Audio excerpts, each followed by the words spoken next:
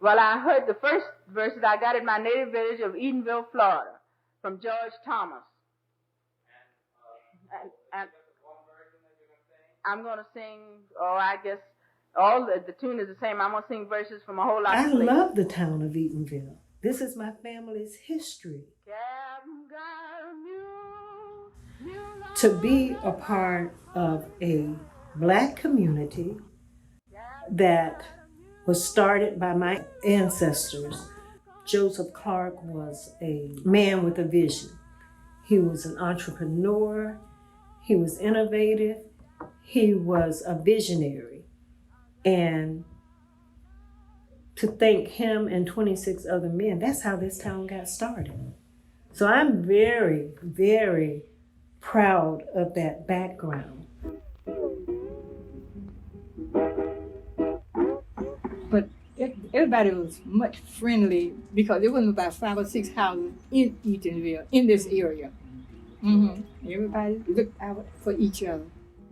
It was that kind of close-knit community where everybody looked out for everybody. We used to never lock our doors. We just didn't. We didn't lock our doors because we didn't have any crime going on in the area. We went to church in Eatonville. Okay. We went to school in Eatonville. Yeah, we didn't go to the white schools up here in Maitland. And we walked everywhere. All my friends, not all of them, but most of my friends are from Eatonville. So that's why I say lots came out of Eatonville and still do.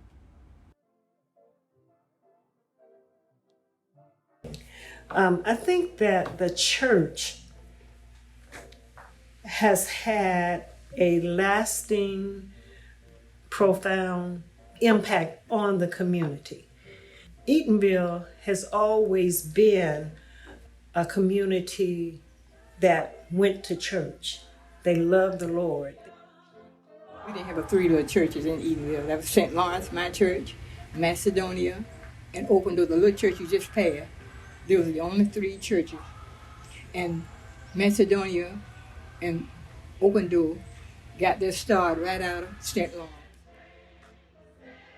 Originally, St. Lawrence was the first established church in Eatonville, the AME church. Well, about 6 months later, there were people of the Baptist denomination who actually met in the Methodist church. So on the first and third Sunday, the Methodists would meet in their church, and on the second and fourth Sunday, the Baptists would meet.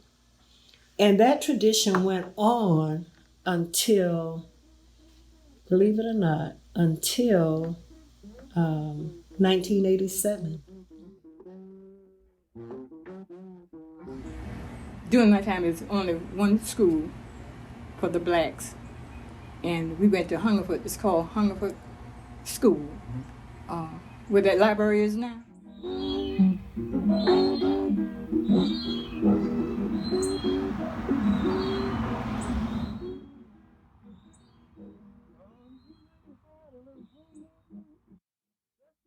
A lot of those students stayed at my grandmother's house until the weekend because the parents didn't have the means of getting them back home, especially if they stayed for football practice or basketball practice, But that was the type of community that it was. Everybody looked out for everybody.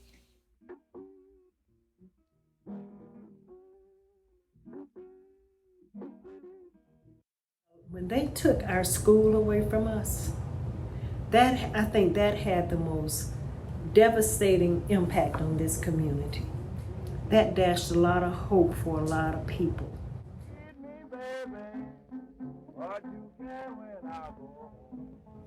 And no, we're not going to, it's written, my parents told us, ask us, children, please don't sell any of this property, ever. So I've been hanging in there, hanging on to it. And no, I don't want to sell to nobody. No, I'm happy down here. I am peaceful and happy. I'm from one porch to the other porch. Nobody in front of me bothering me.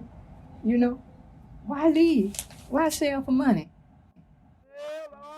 I was sitting at the hotel and he came in. He said, "You have a nice place." I said, "Thank you." He said, "Are you interested in selling it?" I said, "I'm enjoying it." So easy come, easy go. You know, the parents leave the property and they sell it.